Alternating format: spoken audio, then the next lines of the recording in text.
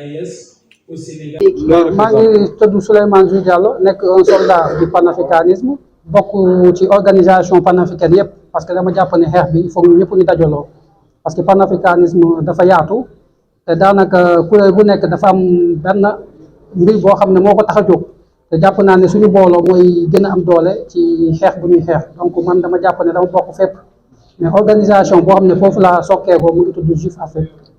tey jii ñu taxawal urgence panafricaniste tey jii 6e édition bi. urgence panafricaniste lan mooy njëriñam lan mooy yitteem ci askan. waaw xam naa ne nag ñoo xam ne yàgg nañ topp panafricanisme yàgg gis xeex yu panafricain di xeex fan nañu comprendre ni urgence panafricaniste dafa bokk ci organisation yoo xam ne tey soo jëlee problématique moom suñu bopp yu mel ni franc CFA yu mel ni base militaire étrangère ñoom bokk nañ ci ñoo xam ne ñoo nekkoon ci kanamu xeex bi jamono yooyu soo doon xoolee sax tey ndogu bu ñuy organiser muy 6e édition ñoom dañoo jël thème boo xam ne tey dafa nekk thème boo xam ne Afrique yëpp adduna bi yëpp moom la ñuy waxtaanee parce que yàggoo daa même église catholique maanaam dafa nangu ne moom am na rôle bu mu joué si lu ñu woowee esclavage ak colonisation moo tax ñu ne réparation parce que xam nga ñun suñu cosaan dañoo wax ne nit même si loi sax dañ koy wax dañ naan nit soo tooñee muy si wax mbaa si jëf ba nga gaañ mbaa nga war doomu aadama mbaa askan da nga war a fexe ba yow nga wut ay jumtuwaay bi nga xamee jafe-jafe yooyu nga teg askan woowu da ngay fexe ba indi si saafara loolu la ñuy woowee réparation maanaam dañoo jàpp ne avec la loi Toubira de 2001 par exemple soo jëlee France y a une loi boobu mu ngi tudd Toubira parce que Toubira moo nekk ku jël initiative loi boobu ñu considérer que l' esclavage dafa nekk un crime contre l'humanité maanaam jël nit daf ko jaam loolu crime la si àdduna bu ñu nekk crime la yoon daf koy tere maanaam xel daf koy tere maanaam lépp loo xam ne dafa nekk loo xam ne dafa nekk ay relation entre nit ak nit dañ koy tere donc crime la léegi nag soo defee crime dafa am lu ñuy woowee réparation maanaam da ngay fexe ba jafe-jafe boobu ak ñaawteef boobu nga def nga fexe ba nga fay ko waaye luy jiitu loolu mooy nga nangu ne yow tooñ nga xam nga nit pour nga mun a faj jafe-jafe nit mbaa pour nga mun a faj tooñ bi nga teg nit il faut que yow nga njëkk nangu ne yaa tooñ donc moo tax organisation yi liggéey si wàllum réparation bëri na organisation mu nekk organisation nekk fii si biir Afrique moom ay organisation yoo xam ne aussi dañoo nekk si diaspora bi am na benn saa boo xam ne organisation bu siiw la bu ñuy woowee le mouvement international pour les réparations am na aussi le mouvement des réparations américain donc il y a beaucoup de mouvements yoo xam ne ay afro-descendants lañ maanaam ay africains yoo xam ne seen ay maam Afrique lañu sokkeekoo waaye ñoom ñu màggee si diaspora bi am ak aussi africains yi nekk fii si continent bi mu nekk ay activistes mu nekk ay universitaires mu nekk ay traditionalistes mu nekk ay chefs d'État loolu moo tax tey Union africaine dafa dem ba mujjee d'accord ne waxu réparation dafa jot te ñoom état africain dañoo war a booloo suñu booloowee ñu xool nu ñuy defee bloc pour xool nan la état européen yi nga xam ne ñoom dañoo am responsabilité bu profonde ci lii ñuy woowee esclavage am responsabilité bu profonde ci lii ñuy wax colonisation waaye yemul ci colonisation ak esclavage foofu nag laay bëgg a attirer attention nit ñi dafa am lu ñuy woowee néocolonialisme parce que tey soo leen di fàttaliku dafa am chef d'état africain yoo bëri yoo xam ne dañuy assassiné à la veille des indépendances soo jëlee ku mel ni Sylvanus Olympio ci Togo bu mu bëggee génn si CFA lañ ko assassiné donc ces assassinats là dafa bokk aussi si crime contre l'humanité parce que au-delà de l'esclavage de la colonisation dafa am aussi le néocolonialisme waaye aussi réparation yu ñuy laaj africain yu ñuy yor du xaalis kese foofu tamit bu africain yi def erreur boobu parce que souvent suñu waxee réparation dañuy foog ne dommage et intérêt la maanaam indemnisation financière alors que la question va au-delà de l'indemnisation financière parce que question de fond la am na aspect financier bien sûr waaye dafa am aspect boo xam ne dañ koy dugal dans le cadre du patrimoine culturel africain parce que bu leen fàttaliku jamonoy esclavage jamonoy colonisation tubaab bi dañ doon sàcc suñuy cosaan di sàcc suñuy objet waaye dañoo dem ba def lu gën a métti mooy dem ba effacer suñu histoire mooy lu Cheikh Anta di wax ne génocide culturel dañoo def un génocide culturel te génocide culturel peuple bu ñu ko def daanaka peuple boobu dootu mun am capacité d'invention du am capacité de création mais peuple boobu day dem ba day nekk un peuple boo xam ne dootul xam fan la war a teg tànkam te génocide culturel boobu soo ko doon xayma si wàllum koom daanaka amul benn réew bu nekk si adduna bi bu mun a fay africain yi parce que génocide boobu moom lu ko fay amu fi Donc il faut aussi nous aborder des questions sur le plan financier, mais aussi il faut que nous abordions sur le plan culturel, mais aussi nous donner au-delà même de ces deux problématiques-là, nous avons aussi engagé des discussions pour que la dette africaine, qui est estimée aujourd'hui à plus de 200 milliards de dollars, nous faisons effacer parce que la dette africaine aussi, c'est un mécanisme néocolonial.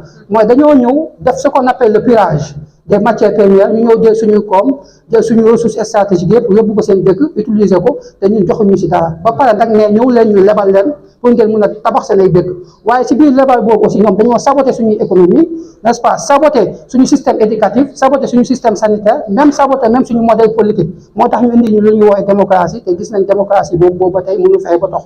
À chaque fois dañuy changer ay nit waye pour ñu am solution ci éducation ci santé dañuy am ay jafe-jafe. Donc loolu yëpp c'est des problématiques yoo xam ne question réparation bi daf koy jël.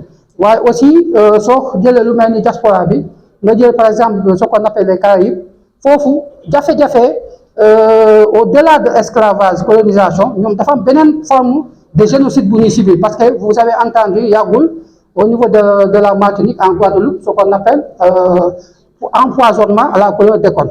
maanaam dañu doon jël ay benn poison di ko def ci ndox bi pendant des années population Martinique di ko naan pendant des années population Guadeloupe di ko naan parce que c'est l'effacement d'un peuple parce que foofu c'est le territoire d'outre-mer. France dafa jàpp ne Martinique moo ko moom dafa jàpp ne Guadeloupe moo ko moom te ñoom les Guadeloupéens ñoom les Africains de la Martinique ñoom dañoo jàpp ne foofu ñoom ñoo ko moom te foofu dafa war a bokk ci Afrique mais dafa war a génn ci France. Donc France def mécanisme boobu empoisonné ndox bi ñu koy naan di ko naan finalement jigéen ñi des fois dañuy jékki-jékki am ay jafe-jafe de santé am na ñoom ne mënatuñu am njaboot ainsi de suite ainsi de suite. Donc c'est une question complexe nekkul rek wàllum koom comme ni ma la ko waxee dafa am question du patrimoine culturel mooy ce qu'on appelle les questions mémorielles, représentation, imaginaire et ainsi de suite. Le coordinateur national de Planète du panafricanisme section du Burkina est aussi chargé de la communication et des relations avec les médias de la CPAIS. La CPAIS est la Confédération des peuples de l'Alliance des États du Sahel qui regroupe toutes les associations et mouvements panafricanistes patriotes des trois pays, Burkina, Mali, Niger. Voilà, c'est la 6e édition que vous organisez, c'est le Ndogoudiéba. En termes de bilan, qu'est-ce qu'on peut retenir et pourquoi spécifiquement la thématique choisie? Bon, la thématique choisie, je dirais que nos camarades du Sénégal ont organisé cela. Il y a eu beaucoup d'éditions, mais cette fois-ci, ils ont tenu à ce que je vienne les donner coup de main. C'est pour prouver que les frontières du blanc n'ont plus de raison d'être. Donc, en termes de bilan, je dirais que ça porte fruit. Parce qu'au moment où le Mali était sous sanction de l'embargo de la CEDEAO en 2022, la jeunesse sénégalaise, à travers leur organisation, ont marché de Dakar à Bamako pour soutenir le peuple malien. En 2023, quand le Burkina aussi était sous des menaces où on disait que c'était jaune ou rouge, personne ne pouvait aller, la jeunesse sénégalaise, à travers leur organisation, ont marché de Bamako à Ouagadougou à pied, où ils ont été reçus par les plus hautes autorités du Burkina et du Mali. Donc, en guise de reconnaissance, c'est un honneur pour moi d'être ici aujourd'hui. Et donc, je dirais que le mouvement, ça progresse et ça commence à porter du fruit. Et la même année 2023, à partir de fin juillet, le Niger a rejoint les deux autres pays, c'est-à-dire Burkina et puis Mali. Donc aujourd'hui, ça fait 3 et d'où l'AES est né jusqu'à ce que la CPAIS soit officialisée le 16 septembre 2024. Aujourd'hui, je suis au Sénégal pour célébrer cette 6e édition avec nos camarades du Sénégal. Ça veut dire que les choses ont évolué. Et peut-être 2 ans ou bien 1 an en arrière, à cette période, ce n'était pas évident de tenir une paleine. Mais aujourd'hui, on est en train de tenir cela. Ça veut dire que les choses progressent. Donc, c'est d'encourager le peuple africain du côté du Sénégal à maintenir le cap. En termes de résultats concrets, qu'est-ce qu'on peut attendre de l'urgence panafricaine? En termes de résultats concrets, je peux dire que beaucoup de choses ont été faites. Beaucoup de choses ont été faites parce que au moment où peut-être ça commençait, le Mali n'était pas libéré, le Burkina n'était pas libéré, le Niger n'était pas libéré. Mais aujourd'hui, les 3 pays sont libérés. Et comme mon grand-père m'a toujours dit, si vous avez 1000 pas à faire pour atteindre un point A à un point B, il faut toujours commencer par un pas. Si aujourd'hui l'Afrique a 54 pays, et notre rêve c'est de voir tous les 54 pays se fédérer pour être un seul État fédéral comme la Russie, comme les États-Unis. Mais si déjà 3 pays peuvent commencer, c'est déjà un bon début. Ce ne fait qu'encourager. Et nous dirons que le chemin est long, mais ce n'est pas impossible. Effectivement, par rapport à cette fédération dont vous parlez, aujourd'hui, beaucoup d'organisations de la société civile sont accusées d'être, en tout cas soupçonnées d'être des bras armés de certaines élites au pouvoir dont vous parlez, et aussi qui arrivent dans un contexte de rupture officielle entre les pays dits de l'AES et ceux de la CEDEAO. Est-ce qu'aujourd'hui, cette nouvelle configuration n'impacte pas réellement sur votre relation entre les acteurs de la société civile? Non, non, non, ça n'impacte pas. Pourquoi? Je m'explique. Ce que les gens disent n'est pas forcément la vérité. Pourquoi je le dis? La preuve est que les organisations dites panafricanistes, les organisations panafricanistes que nous sommes, nous n'avons pas un soutien financier des États, ni un lobbying quelconque. La preuve est que beaucoup ont du mal à s'afficher publiquement comme panafricanistes engagés parce qu'ils se disent que aller là-bas, c'est choisir la misère. Alors que c'est faux, c'est pas vrai. C'est la libération du continent on veut. Donc les gens préfèrent qu'on les nourrit avec les miettes de l'impérialisme et puis ils se contentent de ça plutôt que de se battre et puis être indépendants demain. La preuve est qu'aujourd'hui, beaucoup de pays, même quand ils se rencontrent dans les grands sommets, envient les dirigeants de l'AES. Mais le prix que les dirigeants de l'AES sont en train de payer, ils ne veulent pas payer le prix. Alors que mon grand-père m'a toujours dit, dans la vie, il y a 2 choix à faire. Si tu refuses de payer le prix pour réussir, l'échec a aussi un prix aussi plus coûteux que la réussite. Mais mieux vaut payer le prix pour réussir que de vouloir jouer au conformisme, alors que c'est ta génération, tes arrière-petits-fils que tu as sacrifié. Alors que toi, tu peux te sacrifier aujourd'hui pour que tes enfants, tes arrière-petits-fils et arrière-petits-fils puissent vivre en paix et dans l'abondance.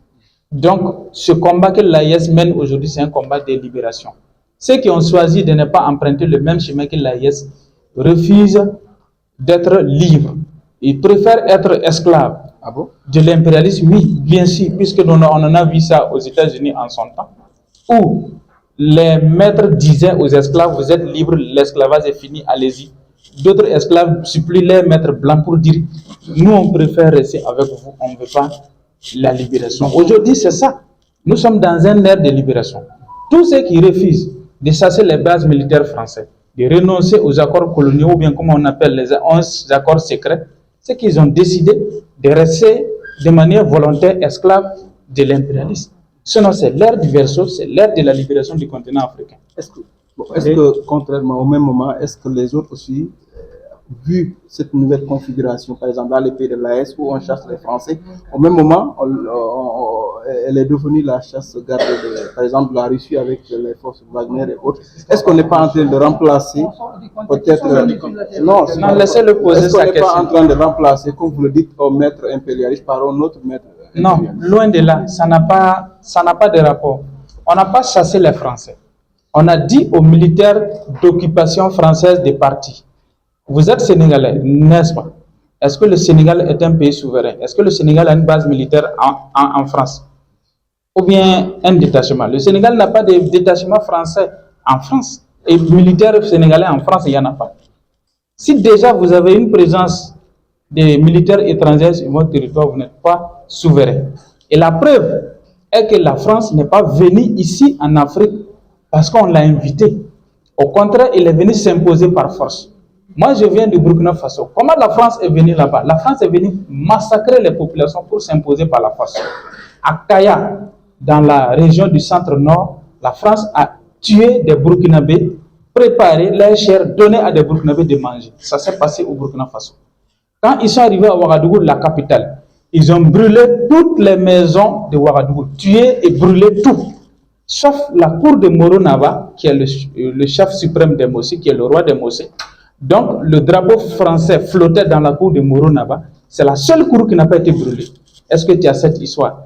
Ce dernier-là ne peut pas être un partenaire ni un ami. Non, c'est un envahisseur. Et un envahisseur, on le met dehors. Maintenant, le peuple civil français sont au Burkina. Ils ont des entreprises. L'entreprise PPI, par exemple, le fondateur, c'est un Français, il est là. Il fait des chiffres d'affaires de milliards par an. Orange est là. Il y a beaucoup de sociétés françaises qui sont toujours au Burkina, qui continuent à chercher l'argent. Mais c'est l'armée française, on n'a pas besoin au Burkina aujourd'hui. On dit l'armée française doit partir. Donc il faut respecter notre souveraineté. Maintenant, dire qu'on veut chasser un maître pour le remplacer par un maître colon, ça c'est archi faux. Montre-moi un seul pays africain que la Russie a déjà colonisé. Est-ce que le Sénégal est sur cette voie de souveraineté dont vous faites allusion depuis tout à l'heure? Bon, je pense que les Sénégalais sont mieux placés pour répondre à cette question. Mais moi, en analyse avec les yeux extérieurs, je vois qu'il y a une base militaire juste à côté ici où nous sommes. Il y a aussi une autre base plus grande que ça, ici au Sénégal. Il y a encore un troisième où on appelle l'ancien aéroport Léopold Sédar Senghor, où Macky Sall les a donné un coin où les avions continuent à atterrir là-bas. Donc on n'a pas toutes les informations pour savoir c'est quel type d'avion qui dépose là-bas, alors que c'est une base aérienne pour les Français.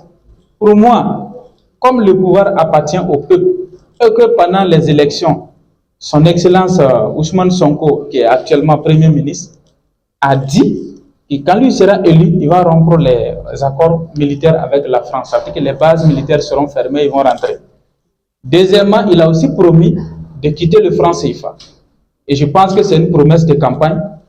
Et s'il est élu pour le peuple, je pense qu'il doit le faire. Pourquoi? Parce que Donald Trump, tout ce qu'il a promis pendant sa campagne aux États-Unis, dès qu'il est élu le jour de la prestation de serment, il a commencé à signer les accords pour appliquer ce que lui avait promis au peuple américain.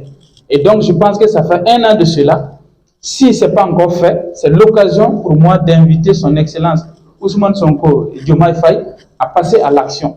Parce que le peuple sénégalais et le peuple africain en général n'attend que ça. Et il a même promis aussi d'aider le Mali qui est en difficulté aujourd'hui, en proie avec les terroristes, d'envoyer un contingent aider le Mali à combattre les terroristes. Et ces promesses-là, comme une promesse est une dette à réclamer, et moi, ici, étant un fils de l'AIS aujourd'hui, c'est l'occasion pour moi, comme je suis sur la terre de la Tirana ici, de rappeler à ses excellences que les promesses-là, nous n'avons pas oublié, comme c'est une dette à réclamer, nous réclamons cela. Donc pour moi, les bases militaires n'ont pas les raisons d'être au Sénégal ici. Ils doivent partir. Et c'est normal. Quelle que soit la base. La preuve, dans l'AIS, il n'y a pas de base étrangère. À part les Français qui étaient là, nous les avons dit de partir. Cette histoire de Wagner, il faut que les gens arrêtent de se faire manipuler par affaire de Wagner. Wagner, c'est quoi? Nous, on ne connaît pas Wagner. C'est une collaboration entre le Burkina Faso et la Russie. Et nous avons commandé des matériels avec la France qui a refusé de nous vendre. Nous avons commandé avec les Européens, les Américains qui ont refusé de nous vendre les armes. Nos États de l'Alliance, des États du Sahel, les 3 pays, Burkina, Mali, Niger, sont allés commander des armes avec la Russie qui a accepté de les vendre. Si on vient toi te prendre, ou bien moi, d'aller former nos soldats avec ces armes-là, est-ce que nous on connaît? On ne connaît pas. Maintenant, comment on appelle ça? La maison mère qui a accepté de nous vendre ces armes-là, c'est normal qu'ils envoient des instructeurs venir former nos soldats comment manier ces armes-là sur le terrain. Puisque j'ai acheté, par exemple, le téléphone que toi tu tiens là, quand tu achètes, il faut que le vendeur te montre comment il faut activer, comment il faut manipuler. Alors, si tu ne sais pas comment tu vas utiliser. Donc, c'est dans ce but-là que les instructeurs russes sont là pour former nos militaires comment manier les nouvelles armes de la nouvelle technologie que nos États ont acquis avec leur propre argent. La représentation diplomatique du Burkina Faso, de l'AES au Sénégal.